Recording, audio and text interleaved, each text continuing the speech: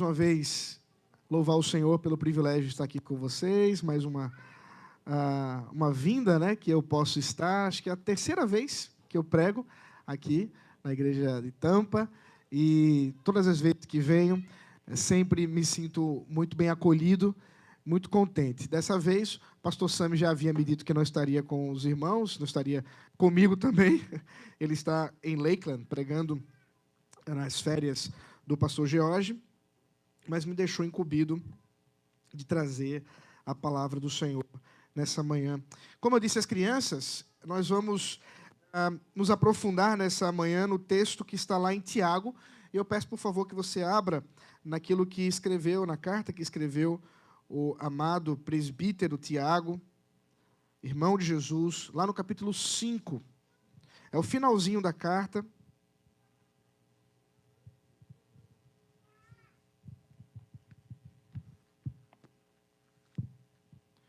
Nós estávamos ontem em Asheville, lá na Carolina do Norte, e por causa disso, a minha família não pôde também vir hoje, por causa do cansaço, estavam todos muito cansados. Eu estou com um bebezinho de 1 ano, e ele não ia aguentar mais uma viagem. Minha esposa preferiu ficar, apesar de lamentar não poder estar com os irmãos, mas enviou um abraço a todos vocês. Tiago, capítulo 5, versículo 12 ao 20. Por favor, acompanhe a leitura da palavra de Deus, que diz assim: Acima de tudo, meus irmãos, não jurem nem pelo céu, nem pela terra, nem por outra coisa qualquer, mas o sim de vocês seja sim, e o não de vocês seja não, para que vocês não incorram em condenação. Alguém de vocês está sofrendo? Faça oração. Alguém está alegre? Cante louvores. Alguém de vocês está doente? Chame os presbíteros da igreja e estes façam oração sobre ele, ungindo-o com óleo em nome do Senhor.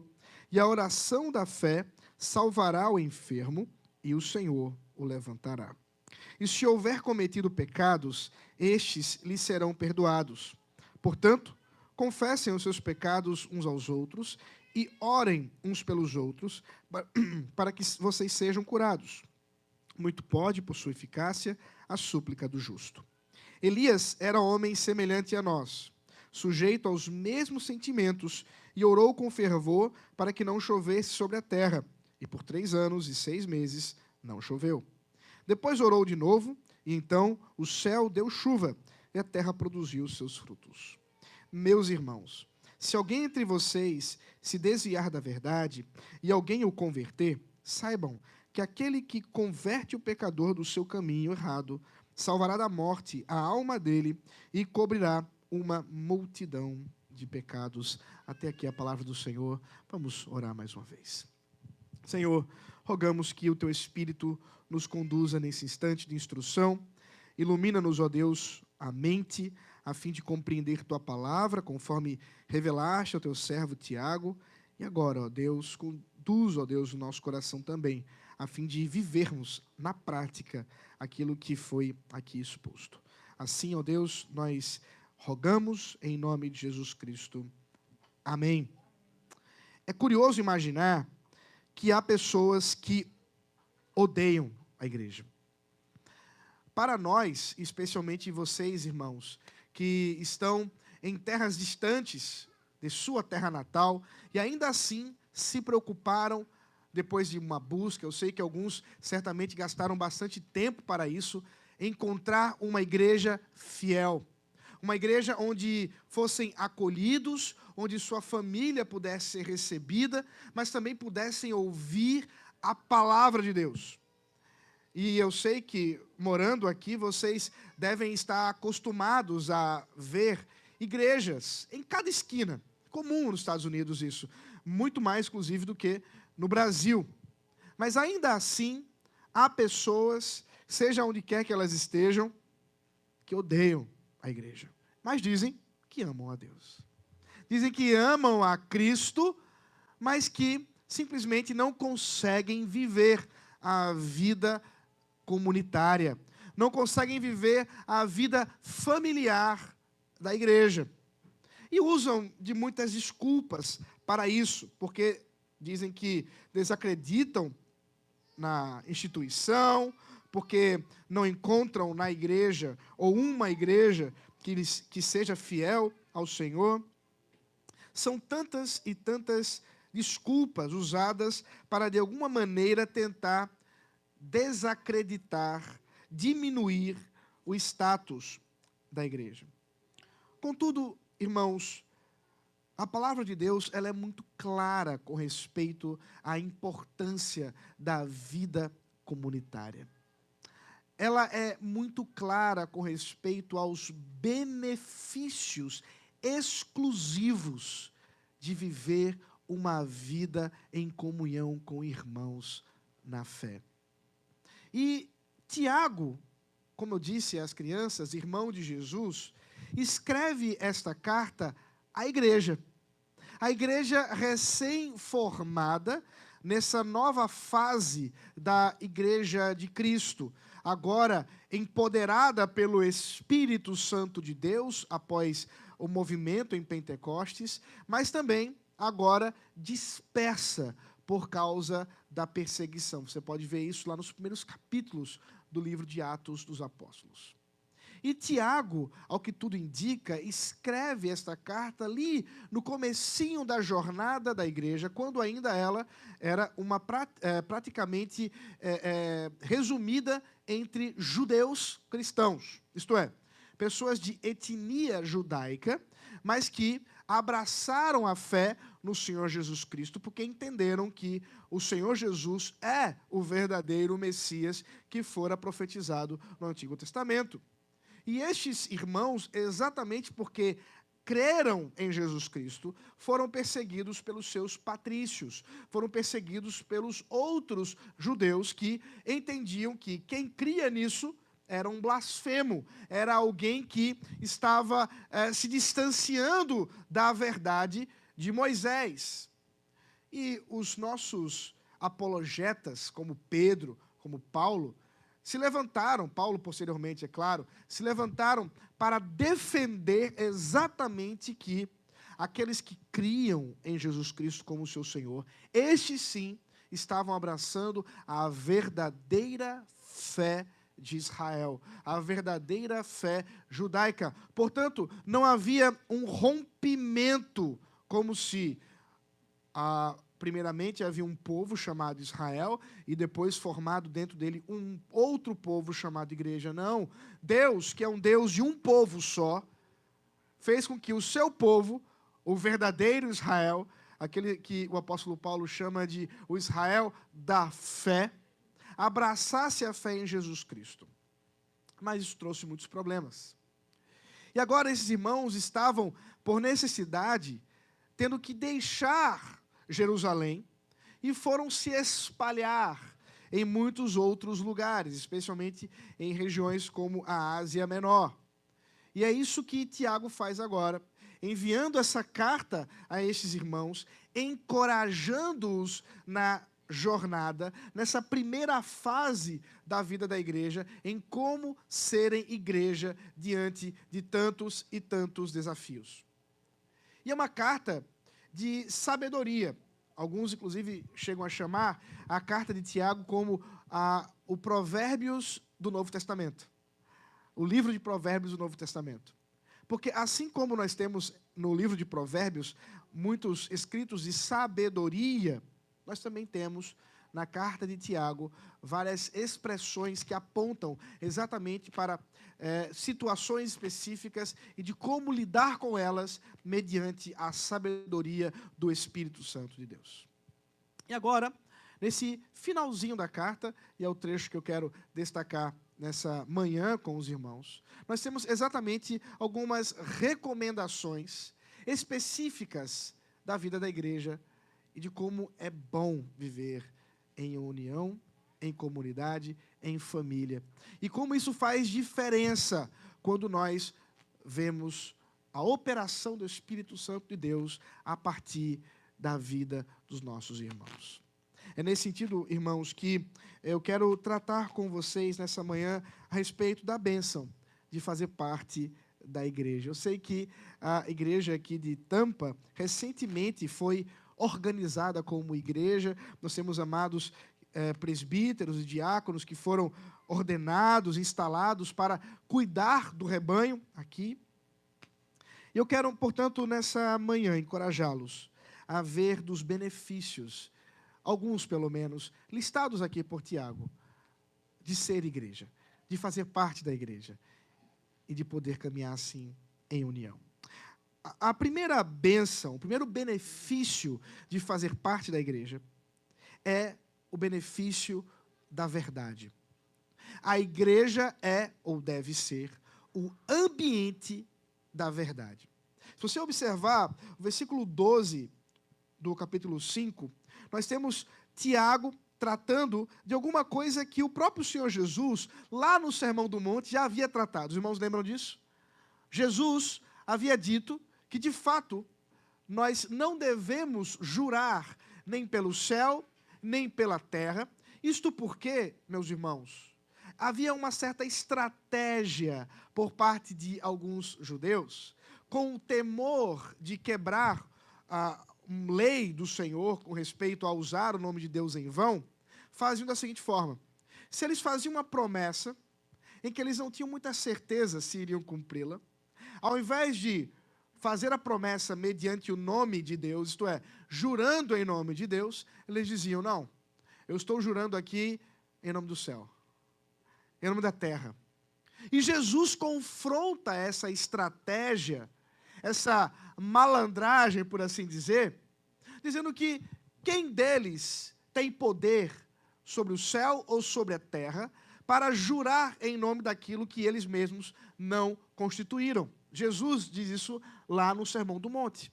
Tiago aqui, portanto, ele está reverberando, ecoando aquilo que o próprio Senhor Jesus já havia dito. Essas estratégias nossas são tolas. E veja, nós também fazemos isso. Nós também usamos de certas estratégias. Me lembro, além de pastorear uma igreja, que agora estou de saída lá na região de Pernambuco, a igreja de Casa Caiada em Olinda, eu também sou, ou era, estou deixando de ser também, capelão de uma escola que tem 800 alunos, crianças de várias idades. E há um tempo atrás, nesse ano 2025, passado, eu comecei a ouvir, por parte de alguns alunos, inclusive de várias idades, que quando eles queriam dizer que estavam falando a verdade mesmo, eles diziam assim: não, amém Jesus, eu estou falando a verdade. E o negócio de amém Jesus para lá, amém Jesus para cá, eu fiquei meio aborrecido. Eu disse: vou aproveitar um momento de culto que a gente tem, toda semana temos cultos em todos os setores, e aí eu usei exatamente esse trecho para perguntar a eles o que eles queriam dizer com isso. Quando você usa uma expressão como essa, o que você quer falar? Se você precisa usar uma expressão a mais para estabelecer a verdade, tem um problema. Ou você não está falando a verdade, ou as pessoas não acreditam na sua palavra. Seja qual for o problema,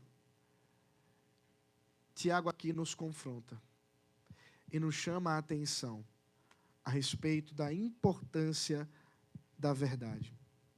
Irmãos, nós vivemos dias difíceis com respeito à verdade. Isso porque os desafios com respeito a, por exemplo, notícias, nunca antes foram tão complicados, não é mesmo? Há um tempo atrás, não muito tempo, viu, crianças? As pessoas compravam jornais de papel, acredite se quiser. Abriam um jornal, liam uma notícia e acreditavam no que estavam lendo. Liam aquilo ali e não saíam a duvidar do que estavam lendo. Claro que havia mentiras, manipulações, coisas que hoje nós sabemos que não eram de fato aquilo que fora escrito, mas considere o peso dos tempos não muito distantes de uma notícia para hoje. Hoje nós não apenas temos problemas ao lermos uma notícia, mas até se a gente vê um vídeo, há de se duvidar. Recebi um vídeo outro dia, que tinha, o título era "Mande para sua avó". Era uma mulher parindo uma criança, que logo depois que vai para o braço da mãe, sai correndo. Claro, inteligência artificial. Mas aí, é como estamos vendo. A gente vê, ouve, mas não crê. Porque a mentira se tornou algo extremamente comum. E a gente dá nomes para isso. É fake news, pode ser. Mas o ponto é que nós vivemos cada vez mais dentro de uma sociedade em que a verdade é rara. E como eu disse, há um benefício inicial em fazermos parte de uma igreja. Porque aqui é o lugar onde a verdade deve ser dita. É no ambiente comunitário, eclesiástico, da igreja, que nós devemos estabelecer e lutar pela verdade, doa quem doer. Amando a verdade, porque foi o nosso Senhor Jesus quem mesmo se denominou como a verdade, não é mesmo? Eu sou o caminho, a verdade e a vida. Portanto, se aquele a quem nós adoramos se diz como a verdade encarnada, é aqui o ambiente onde nós podemos nos assegurar de que amamos a verdade e que lutaremos pela verdade. Mas, infelizmente, queridos, não é bem isso que acontece. Ou não? Talvez o problema seja só lá no Brasil. Não chegou aqui. Outro dia, um amigo estava me contando que viu uma postagem de um presbítero. Era uma postagem sobre política. E então, era uma informação, alguma coisa que a pessoa compartilhava contra o político que ele não gostava. E esse presbítero, ou melhor, esse irmão que falou comigo a respeito do presbítero, disse que foi pesquisar no portal de transparência lá do Brasil e viu que o dado estava errado, que a informação era errada. Então, ele privativamente foi até aquela pessoa e disse, olha, o que você postou não é verdade. Aí o presbítero respondeu para ele, mas poderia ser. E manteve o post. Muitas vezes, nós somos assim. Nosso orgulho é tamanho que somos incapazes de reconhecer quando nós estamos faltando com a verdade. E esse ambiente político tem realmente atrapalhado em muito a igreja nesse sentido. Ou talvez exposto em muito o nosso coração, que muitas vezes está disposto a levar à frente algo que não é verdadeiro, contanto que ataque aquele que eu não quero, aquele que eu não gosto. Mas é assim que devemos ser? É assim que a igreja deve viver? Não. Tiago diz, seja o seu sim, sim, o seu não, não. Devemos estar comprometidos com a verdade, falar a verdade, ouvir a verdade, num ambiente de confiança e segurança, é o que somos chamados a viver como igreja. E, amados, como uma igreja de imigrantes, isso recai ainda com maior responsabilidade, porque muitas vezes, em um lugar estrangeiro, com pessoas que não têm nenhuma relação afetiva conosco, nem familiar, e até mesmo aproveitando-se de nossa, talvez, ignorância sobre determinados assuntos, nós podemos ser enganados. E é aqui, no ambiente de irmãos, que nós podemos ajudar uns aos outros, acolhendo e buscando a verdade. Porque a igreja é um ambiente da verdade. Entre todos os lugares e todas as instituições que possam existir, é aqui onde a verdade deve ser vivida, doa a quem doer. É aqui onde devemos buscar a verdade sempre. Essa é a primeira bênção de vivermos uma vida em comunidade. Vivermos uma vida de verdade.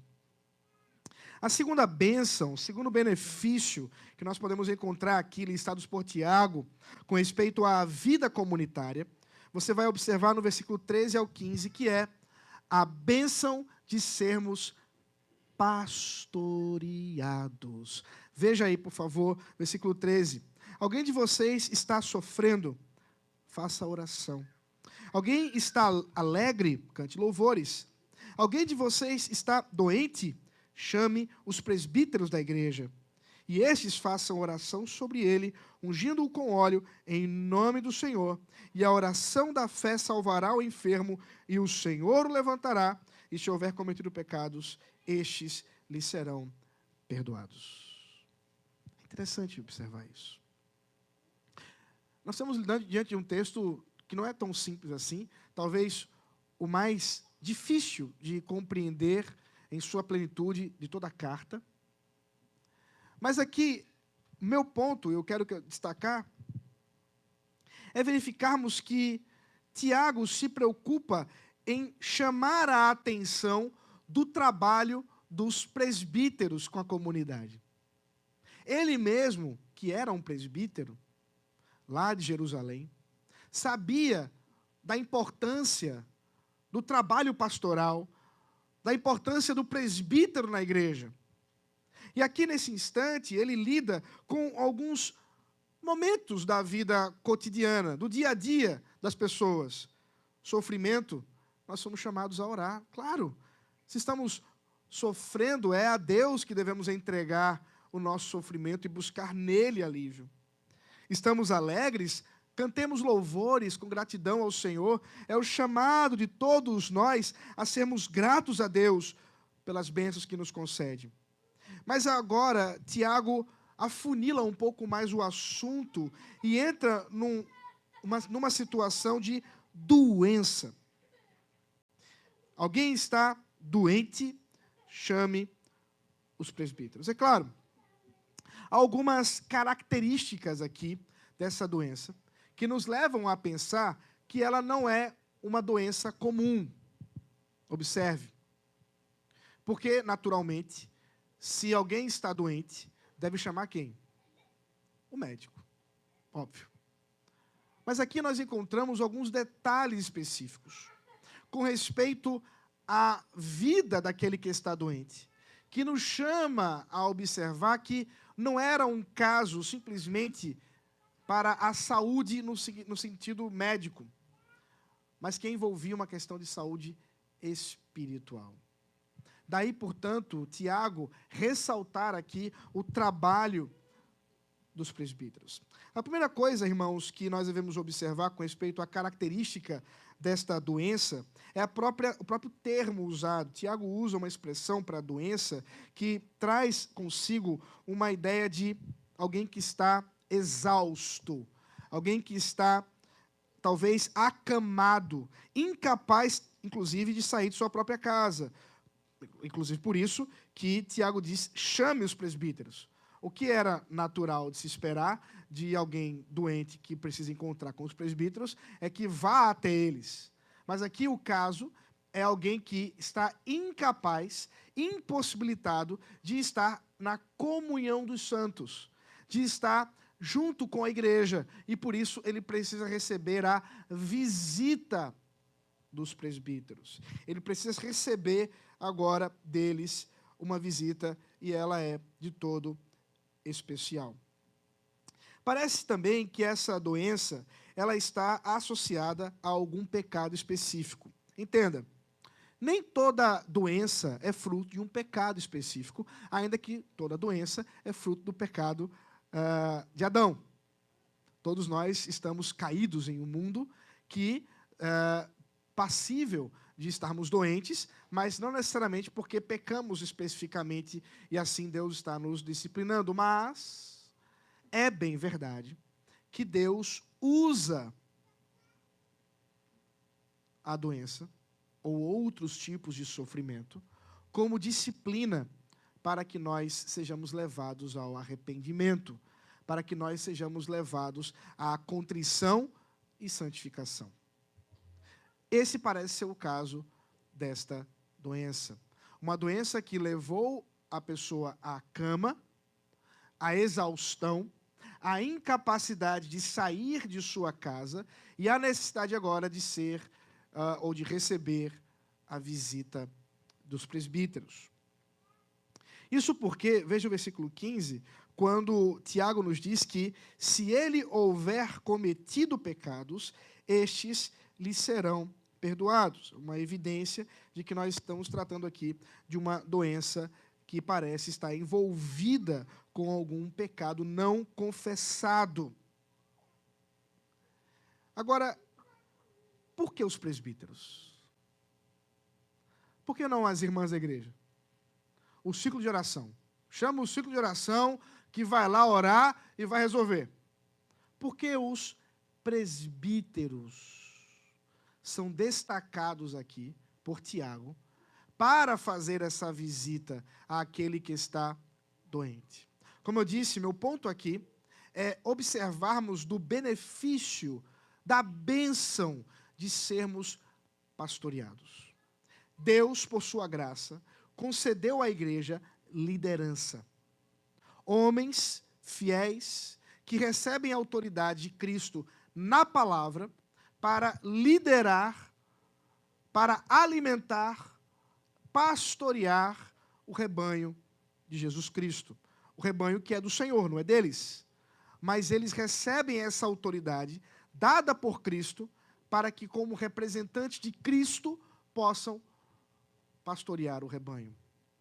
Inicialmente, no início da jornada da igreja, esse trabalho era conduzido pelos próprios apóstolos de Cristo.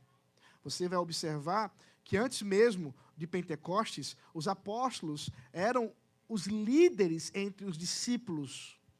E eles estavam ali conduzindo aqueles que seguiam Jesus Cristo. Contudo, quando Judas Iscariotes, sendo traído a Jesus Cristo, tira a sua própria vida, e agora não mais 12, mas 11 apóstolos restam. Lá no comecinho de Atos dos Apóstolos, nós vemos que há uma preocupação por parte do colégio apostólico. Precisamos completar o número de 12. É necessário que sejamos 12 e não 11, porque foram 12 aqueles que o Senhor Jesus investiu com autoridade para liderar a igreja. E ali, lançando sortes, você vai ver isso no capítulo 1 de Atos, eles escolhem Matias como o que seria o substituto de Judas e agora compondo os 12 apóstolos. Mas vocês bem sabem que não são 12 apóstolos no Novo Testamento. São quantos? São quantos, irmãos? 13 apóstolos. Porque nós temos o apóstolo Paulo, que ele mesmo diz, eu sou o fora de tempo. Mas tem uma curiosidade, irmãos, como vocês também devem imaginar, esse número não é aleatório. O Senhor Jesus dá à igreja 12 apóstolos, à semelhança do que haviam 12 tribos em Israel. Mas não eram 12 tribos, irmãos. Eram 13. Porque a tribo de Levi, ainda que não tivesse terra, era contada como uma tribo. Então nós temos, na verdade, 13 tribos, 12 mais 1, como também temos 13 apóstolos, 12 mais 1.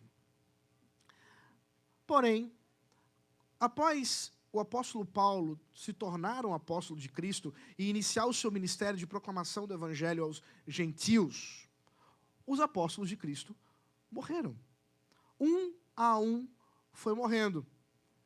E ainda em Atos, nós encontramos alguns deles sendo martirizados e nós não encontramos mais a preocupação que foi do começo do livro de Atos, em substituir os apóstolos. Já perceberam isso? Por que os apóstolos não voltaram a ser substituídos? Porque um novo grupo de irmãos começou a ser líderes, ou líder na igreja. Os apóstolos estavam de igreja em igreja, uma vez que ela era plantada e organizada, não mais eram apóstolos que estavam ali pastoreando, liderando a igreja. Eram os presbíteros. Os presbíteros estavam sendo estabelecidos de igreja em igreja, dando continuidade ao trabalho pastoral que foi feito pelos apóstolos, mas que agora é dado aos presbíteros. É por isso que Tiago chama a atenção aqui do trabalho dos presbíteros, dos pastores. Nós, da Igreja Presbiteriana, cremos que tanto o termo presbítero como o termo pastor ou bispo, essas três expressões encontradas no Novo Testamento, referem-se ao mesmo ofício. Eu sei que vocês aprenderam isso muito recentemente, porque precisaram eleger presbíteros, e certamente isso foi ensinado bastante para vocês. Não preciso me deter tanto nisso. Para nós, portanto, o trabalho do pastor envolve o trabalho de supervisão, por isso ele é um episcopos, ele é um bispo. Ele é um trabalho de cuidado do rebanho, por isso um pastor, poimen, e um trabalho de um líder que tem autoridade, que tem a maturidade espiritual, por isso um ancião, um presbítero, como nós vemos aqui expresso por Tiago. A ideia, queridos, é que dentre os irmãos da igreja, o Senhor Jesus escolhe alguns para serem autoridade. A autoridade não está neles, entendam. A autoridade está em Cristo, que lhes concede essa autoridade por meio de sua palavra, para que possam pastorear o rebanho. É nesse sentido que os presbíteros precisam ir até aquele doente. Ele está doente, ele está em pecado impenitente, ele precisa receber a visita da igreja. E quem vai representar a igreja? São os presbíteros. Eles vão até lá, porque eles têm autoridade para isso. A igreja não poderia ser representada por um irmão qualquer. Ela precisa ser representada por aqueles que Deus designou para isso, os presbíteros. Inclusive, a própria expressão em plural, no plural, nos leva a considerar que nós estamos lidando aqui com uma liderança plural de presbíteros, não apenas um presbítero, conforme nós já fazemos aqui na igreja presbiteriana. Mas eu sei que vocês estão se perguntando, tá, pastor, já entendi que é presbítero, mas tem alguma coisa que o presbítero está levando aí que é curiosa. Ajuda aí. Esses presbíteros estão levando o óleo para fazer o quê? Essa é a grande pergunta que eu sei que eles estão se fazendo aí, e estão loucos para saber, né? Pois eu também. Então, irmãos, esse é um trecho extremamente delicado aqui de Tiago. Por quê? Porque nós não encontramos nenhum outro paralelo, a não ser o trecho de Marcos, capítulo 6, versículo 13. Eu vou abrir já e vou ler com vocês. Mas aqui Tiago, ele não se preocupa em usar uma expressão litúrgica para o óleo. A palavra óleo, que nós usamos como óleo, em grego teriam várias opções que Tiago poderia usar. Ele usa uma expressão comum de um óleo que era usado realmente para medicina, para remédio, um óleo que poderia ser usado para, por exemplo, lavar o rosto, ou mesmo perfumar o corpo. Expressões que são usadas de forma muito genérica no Novo Testamento, com o nome óleo. E, curiosamente, essa também é uma expressão que Marcos usa, e é a única que nós encontramos mais próxima do uso que Tiago faz do termo óleo no Novo Testamento. Veja, por favor, Marcos capítulo 6, versículo 13. e eu vou tentar propor uma solução para o texto, ainda que não creio ser ela definitiva. A própria dificuldade do texto nos aponta o problema que muitos têm de tentar colocar em prática alguma coisa que no Novo Testamento não é claro. Eu vou falar sobre isso já já. Veja aí Marcos capítulo 6. O texto aqui é Jesus enviando os seus 12 discípulos para que preguem o evangelho. E aí o resumo está no versículo 12 e 13, que diz assim: então, saindo eles, os discípulos, aos apóstolos mais especificamente, pregavam ao povo que se arrependesse. 13 agora. Expulsavam muitos demônios e curavam numerosos enfermos, ungindo-os com óleo. Então, essa é a outra ocorrência no Novo Testamento em que nós vemos uma relação entre óleo e cura. Ainda muito pouca para a gente tentar fazer alguma doutrina. Infelizmente, por causa de uma má condução interpretativa, grupos diversos, seja na Igreja Católica Romana, com a extrema unção e outros usos que se faz de óleo e outros símbolos com poderes místicos na visão romana, ou em movimentos evangélicos de linha mais carismática ou pentecostal, que chegam a ungir pessoas no culto. Aqui não é um caso de culto, como vocês estão vendo, os presbíteros estão indo na casa da pessoa, não tem nada a ver com culto, mas não só fazem isso, começam a ungir objetos também, e aí a coisa, né, não tem mais limite. Né? Você talvez já tenha ouvido muitas e muitas histórias de pessoas que ungiram a mais variada coisa possível que alguém pode fazer. Não parece ser o caso aqui. Além de ser muito específico, muito complexo da gente extrair qualquer tipo de prática, porque no próprio Novo Testamento nós ouvemos a repetição disso. E poderia haver. O próprio apóstolo Paulo, quando escreveu a Timóteo ou a Tito, instruindo de como deveria estabelecer presbíteros na igreja, poderia também ter dado instruções de como usar óleo. Contudo, ele não faz isso. O que nós vemos aqui, pelo contrário, é um contexto tão específico que nós deveríamos ter todo o temor para tentar estabelecer alguma doutrina. O que eu creio ser o caso?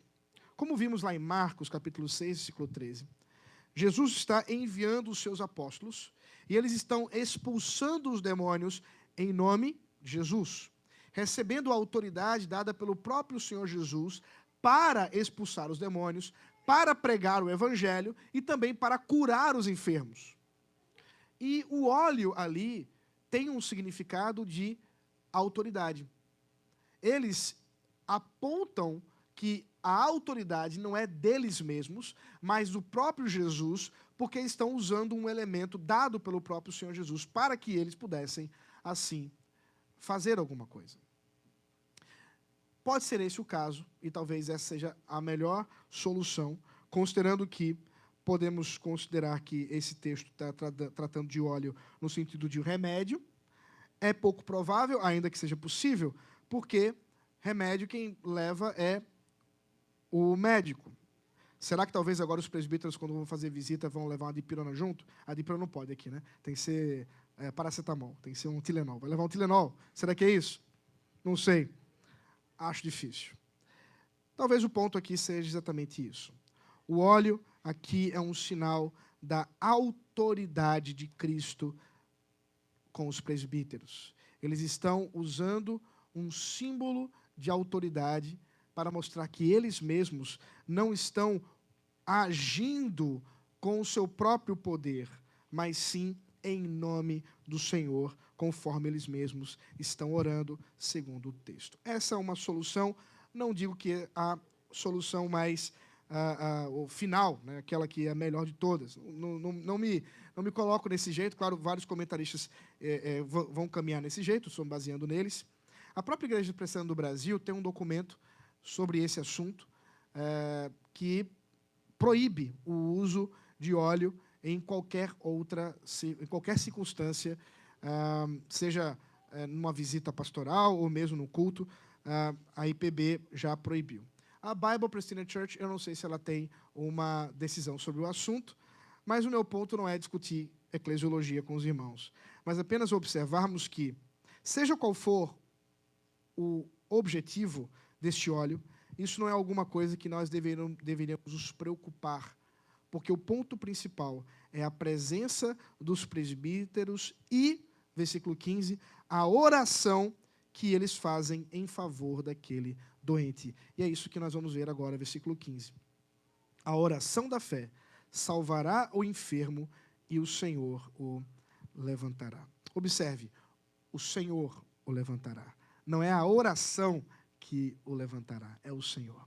Isso é importante para a gente lembrar, que não são as orações que detêm qualquer tipo de poder, nem mesmo quem ora, ou mesmo a fé daquele que está recebendo a oração, mas o poder de Cristo. Contudo, especificamente nesse caso, Tiago parece tratar de uma oração que trará a cura àquele doente, exatamente porque ela é acompanhada da vontade de Deus, mas também do arrependimento, que aquele que estava em pecado, impenitente, agora, arrependendo, confessa o seu pecado. Essa é uma oração que certamente nós não vamos ter todas as vezes. Não é o caso que, quando presbíteros visitam um doente, necessariamente sairão com ele curado dali. A ação é da soberania de Deus, contudo, se for de fato uma situação de pecado impenitente, certamente, uma vez que seus pecados são perdoados, aquela pessoa deixará a doença. Como nem toda doença é fruto de um pecado específico, nem sempre é esse o caso. Eu lembro da história de um amigo meu, tinha acabado de ser ordenado pastor, e pastoreava uma igreja que tinha muitos idosos. E ele começou, então, do trabalho, foi designado para isso, a visitar os idosos quando doentes no hospital. O problema é que, uma vez que eram muitos idosos, muito doentes, ele começou a visitá-los e eles morriam. Aí visitou um, morria, visitava o outro, morria. Quando chegou lá pelo terceiro ou quarto, o pessoal começou a desconfiar, achando que o irmão que estava levando a morte com a sua visita. Claro, era uma situação específica. O problema não era a visita, nem tampouco falta de fé do pastor, que não tinha condição de levantar o doente. Mas uma igreja de idosos, espera-se que eles cheguem ao seu momento dado pelo Senhor para levá-los aos céus. O fato é, irmãos, que o trabalho de pastoreio, o trabalho de cuidado do rebanho, dado pelo Senhor Jesus aos presbíteros, é alguma coisa que não pode ser substituída. E que é um privilégio, mas também uma responsabilidade. Porque quando os presbíteros, investidos de autoridade, agem, eles não agem no seu próprio nome, mas no nome de Cristo. É Cristo quem visitou aquele doente. Por isso, os presbíteros estavam ali. É Cristo quem estava ali com aquele que estava moribundo por causa dos seus pecados, que foram perdoados. Não pelos presbíteros. Por isso que aqui não é a confissão auricular, como acontece nos sacerdotes católicos, em que você é absorvido pelo poder do padre. Não. Aqui o ponto é que Cristo se faz representado. Irmãos, a gente precisa entender essa verdade. Quando nós estabelecemos presbíteros na igreja, nós não estamos estabelecendo deputados, vereadores, prefeitos, como fazemos quando votamos nas nossas eleições. Porque quando fazemos isso, nós procuramos saber qual é aquele candidato que representa bem as minhas ideias, não é assim? Qual é aquele candidato que levanta as bandeiras que eu acredito serem prioridade para um determinado lugar? Mas presbíteros não são eleitos para que sirvam como uma espécie de representantes e grupos da igreja. a igreja a qual estou deixando o pastorado, inclusive hoje tomou posse o novo pastor, é uma igreja que se reúne numa quadra, já falei isso para os irmãos. E eu me lembro que uma das brincadeiras que a gente fazia, que um presbítero nosso, o presbítero Lucas, cresceu na igreja e sempre jogou bola naquela quadra. E o pessoal brincava que ele foi eleito pela bancada da bola. Porque eram os irmãos que faziam a pelada e que elegeram ele para que ele representasse e cuidasse da pelada da igreja. Não era esse o caso, obviamente. E nem deve ser assim. A igreja, ela não vota por causa de grupos de interesse. A igreja estabelece, por meio de sua assembleia, presbíteros, porque enxergam naquele irmão Cristo. Observe. Porque uma vez eleito, empossado, instalado como presbítero, e aqui eu me refiro tanto a presbíteros docentes quanto regentes, isto é, ministros da palavra quanto presbíteros regentes, uma vez que foram ali estabelecidos, eles são Cristo para a igreja. Entenda, não é que agora eles podem fazer o que querem, como se eles fossem Cristo. Ao contrário. É que agora, porque recebem a autoridade de Cristo, não fazem mais o que querem, fazem aquilo que Cristo quer. Percebeu a diferença? Faz toda a diferença. E é um benefício exclusivo da igreja. Você só vai encontrar presbíteros na igreja.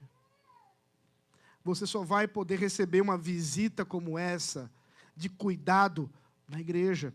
E aí, por isso, eu quero, nesse sentido, levar aos irmãos a aplicação do chamado que o Senhor nos faz enquanto presbíteros, irmãos. Eu sei que há presbíteros aqui. Para o nosso chamado de cuidar da igreja com toda diligência e temor do Senhor, reconhecendo que Cristo se faz presente por meio de nós, quando nós fielmente abraçamos o nosso chamado como pastores, visitando, ensinando, disciplinando quando necessário, cuidando do rebanho de Cristo.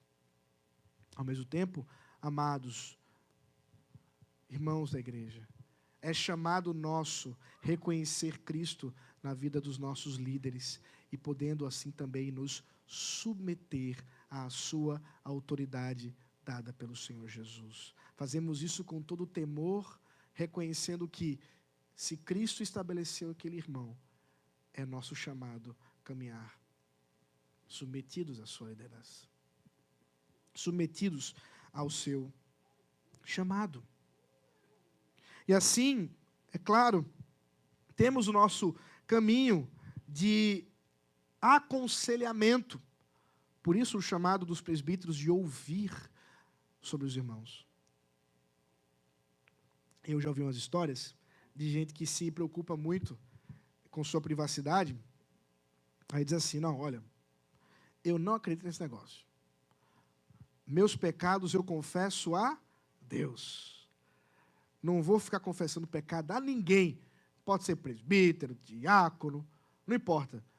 Deus ouve minha oração e é o suficiente. Pois eu tenho uma notícia para lhe dar. Sua frase, sua ideia é contra a palavra de Deus. Não é isso que a Bíblia diz. A Bíblia não diz que nós devemos confessar nossos pecados somente a Deus. Diz que devemos confessar a Deus. Mas também nos chama a confessarmos pecados, quando necessário. Eu vou entrar em detalhes agora. Aos irmãos também. Em primeiro lugar, os presbíteros, porque a eles foi dada a autoridade. Mas também é o caso, e algumas vezes é necessário isso, de sermos acompanhados. Aquilo que nós podemos chamar, e essa é a terceira bênção, de aconselhamento. E eu gostaria de chamar isso de aconselhamento redentivo, em específico. A bênção do aconselhamento redentivo. Veja o versículo 16 aí. Portanto, Tiago diz, confessem os seus pecados uns aos outros e orem uns pelos outros para que vocês sejam curados. Muito pode, por sua eficácia, a súplica do justo. Observe, Tiago saiu do particular, o trabalho dos presbíteros e agora ampliou, dizendo, não é só os presbíteros, ou não são só os presbíteros que devem ouvir, aconselhar. Na verdade, isso é um trabalho para todos, porque devemos confessar uns aos outros e orar uns pelos outros. Curiosamente, 3 elementos que tinham o trabalho dos presbíteros, o terceiro foi excluído. Qual foi? Perceberam qual foi, não? O óleo. A Bíblia não diz aqui, Tiago não está dizendo, confessem os pecados aos outros, orem uns pelos outros e unjam uns aos outros. Diz isso? Não. É proposital. Como eu disse, se o óleo de fato significa autoridade, é exclusiva dos presbíteros para o trabalho que eles desempenham como representantes de Cristo. E por isso não há demanda para hoje fazermos isso, considerando que a autoridade dos presbíteros já está posta, não há necessidade que ela seja novamente atribuída. Portanto, irmãos, observe o que Tiago está dizendo aqui, é que a bênção de termos uma vida comunitária envolve o fato de que, quando eu estou com problemas, eu tenho a quem contar. Quando eu estou em luta, e às vezes lutas que eu tenho sido derrotado por causa dos meus pecados, porque talvez estou usando a estratégia errada, porque não estou conseguindo enxergar como deveria, Deus estabeleceu um povo para eu encontrar alento e solução. É por isso, irmãos, que a ideia de que, o meu pecado eu confesso somente a Deus e pronto, ela é pecaminosa, ela é aprisionadora, porque todos nós precisamos uns dos outros. E se eu, portanto, não conto com o irmão para poder caminhar na minha jornada, mas quero caminhar sozinho exclusivamente, o que vai acontecer é que eu vou me envolver em pecados, em que não serei confrontado, não serei ajustado, e estou achando que está tudo bem, quando não está. E sabe o que acontece? Lá na frente a bomba estoura. E como pastor, eu já vi isso acontecer várias vezes. No casamento, então, casais que andavam, pareciam que estavam bem, tudo certo. Quando chego no gabinete, pastor, amanhã estou indo no cartório. Não dá mais, é divórcio. Nunca peguei um caso de um casal dizendo assim, pastor, começamos a pensar. Não. Quando chega no gabinete é porque o negócio já está saindo de todo jeito. Mas lá atrás, aí eu começo a perguntar, mas espera aí, como assim, amanhã? O que aconteceu? Não, pastor, é porque há 10 anos, 10 anos? O que vocês fizeram há 10 anos que vocês não procuraram aqui? Não, pastor, que a gente achou que podia resolver entre a gente. E esse é o engano que muitas e muitas vezes a gente se apega por causa de vergonha, orgulho tolo, em achar que podemos resolver os nossos problemas por nós mesmos, quando que o Senhor estabeleceu uma comunidade para que nós sejamos assim instruídos. E sim, meu irmão, tem muita coisa na sua vida que você não enxerga, e você vai precisar de alguém cheio do Espírito Santo como você, para enxergar, para te ajudar. Às vezes vai ser um presbítero, às vezes vai ser um irmão, uma irmã, caminhando junto, que vai olhar e vai dizer, olha, essa forma como você está lidando com seu marido, essa forma como você está lidando com sua esposa, cuidado com a forma como você fala com seus pais, cuidado com a forma como você fala com seus filhos. Na minha vida ninguém se mete. Já saí do Brasil por causa disso. Tem desse. Pois eu quero lhe dizer uma coisa, não é assim que vivem os crentes. Independente de onde estejam, nós somos chamados a vivermos, sim, prestando contas. Porque aqui é um ambiente seguro, ou deve ser, para que nós possamos nos aconselhar uns aos outros. Mas tem uns problemas. Tem uns poréns, melhor dizendo. É claro que você não vai expor a sua vida a todos. Um tempo atrás, uns jovens chegaram para mim e disseram: pastor, está acontecendo que um jovem da igreja, ele, toda segunda-feira, manda uma mensagem pelo WhatsApp a várias pessoas. Amigos homens, amigas mulheres, alguns casados, outros solteiros, onde ele pede oração. Senhor, que bênção. Mas ele está expondo os pecados dele. Aí ele fala do problema dele com a namorada, fala das tentações sexuais, e começa a detalhar, e está ficando difícil. Opa, não é bem assim. O grupo de amigos estava bem grande. Eu preciso dar uma exortada. Irmãos, não é porque nós somos chamados a viver uma vida comunitária que todo mundo tem que saber sobre tudo da sua vida. Até porque nem todos na igreja têm a mesma maturidade. Nós podemos escolher pessoas que vão ali caminhar conosco, talvez porque estão vivendo uma mesma situação parecida, ou às vezes é necessário realmente que nós exclusivamente tratemos o assunto com os presbíteros. Às vezes vamos trabalhar com uma pessoa, com um irmão, com uma irmã. Seja qual for o caso, nosso chamado é de confessar os pecados uns aos outros e orar uns pelos outros. Por quê? Aí Tiago dá um argumento muito interessante. Porque a oração do seu irmão justo pode muito. Aí ele prova. Como é que ele vai provar isso? Com um exemplo curioso de Elias. Observe o versículo 17. Elias era homem semelhante a nós. Então, não tinha nele nada diferente da gente. Sujeito aos mesmos sentimentos e pecados. E orou com fervor para que não chovesse sobre a terra. E por 3 anos e 6 meses não choveu. Depois orou de novo. Então o céu deu chuva e a terra produziu os seus frutos. Aqui é uma história para depois você ler. Você vai encontrar isso lá no primeiro livro de Reis, capítulo 17 e 18. A história de Elias e Acabe, rei do norte. Eu não vou me deter nisso, quero andar para chegar ao final desse sermão de hoje.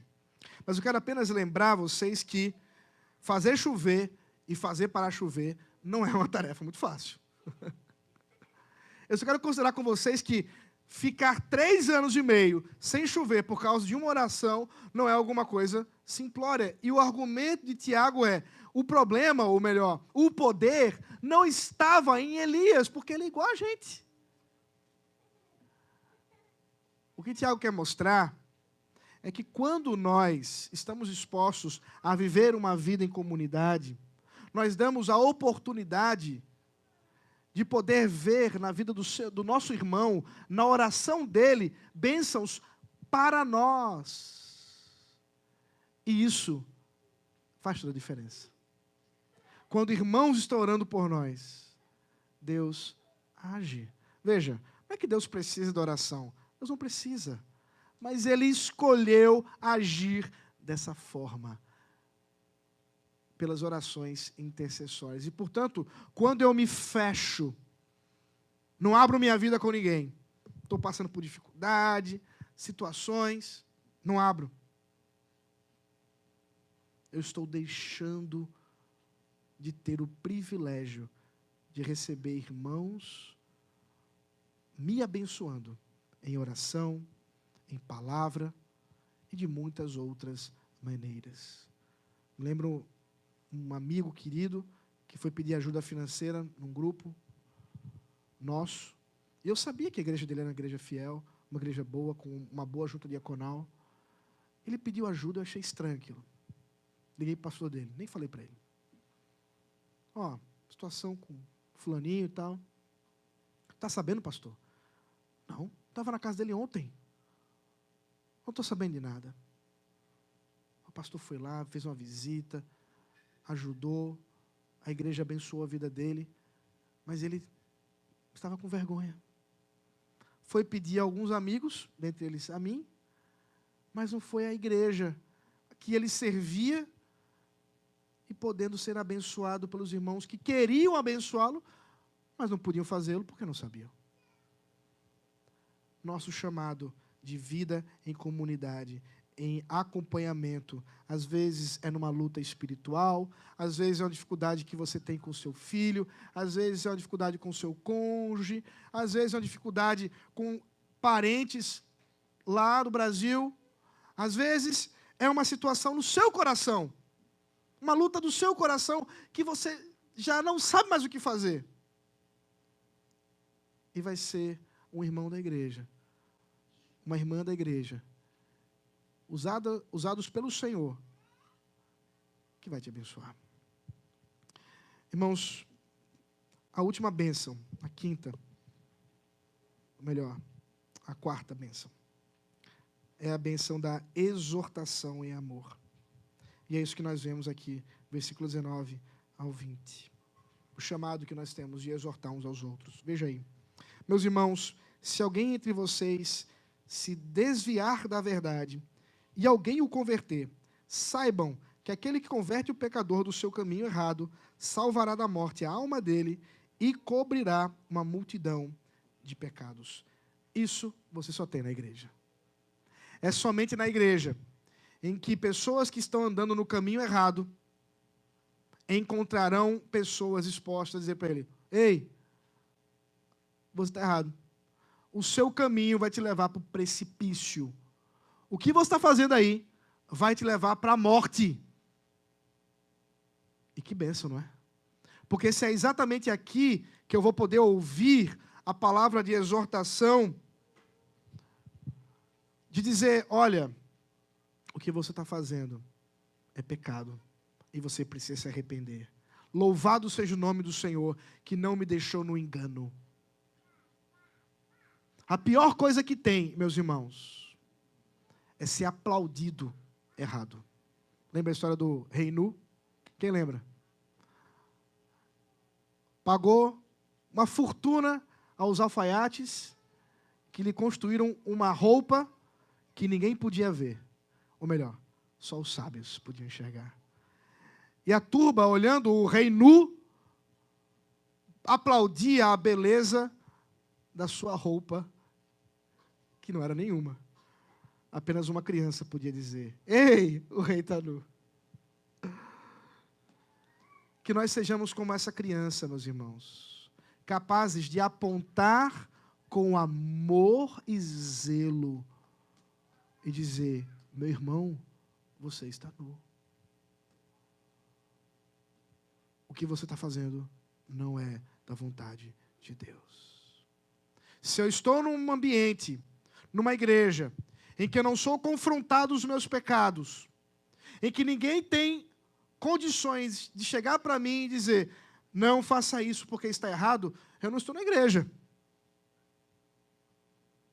Porque é na igreja que eu tenho o privilégio de receber e ser usado também por Deus para exortação em amor, para que nós sejamos instrumentos nas mãos do Senhor para a redenção. Veja, Tiago usa a expressão: este salvará da morte a alma dele e cobrirá uma multidão de pecados. Observe, claro, não somos nós que cobrimos pecados, nada disso, é Jesus quem faz. Mas o ponto é, Jesus usa o irmão que está do seu lado.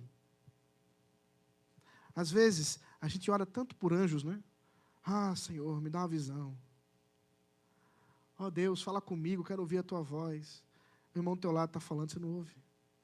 O pastor prega todo domingo a verdade. Deus falando aqui do púlpito e você dizendo: Senhor, não ouço tua voz há tanto tempo. Está de brincadeira. Porque nós não levamos a sério os instrumentos de Deus na nossa vida. E Deus usa a igreja para nos abençoar. Porque, irmãos, fazer parte de uma comunidade, fazer parte de uma igreja é uma bênção. Eu lamento por aqueles que olham para a igreja e as falhas históricas da igreja, especialmente no sentido institucional do termo, e dizem: não quero isso para mim. Lamento muito, porque estão perdendo tanto privilégio. O privilégio da verdade, de serem pastoreados, de receberem aconselhamento, intercessão, e serem exortados em amor. É um privilégio poder criar nossos filhos num ambiente tão agradável. Onde mais eles ouviriam isso? Onde mais? É aqui, meus irmãos. É na igreja. É na comunhão. É na vida da igreja que nós podemos receber do Senhor tantas e tantas bênçãos. Que o Senhor os abençoe, queridos. Que o Senhor derrame o seu Espírito sobre esta igreja querida e que a palavra de hoje lhe sirva ao coração e à aplicação. Vamos orar.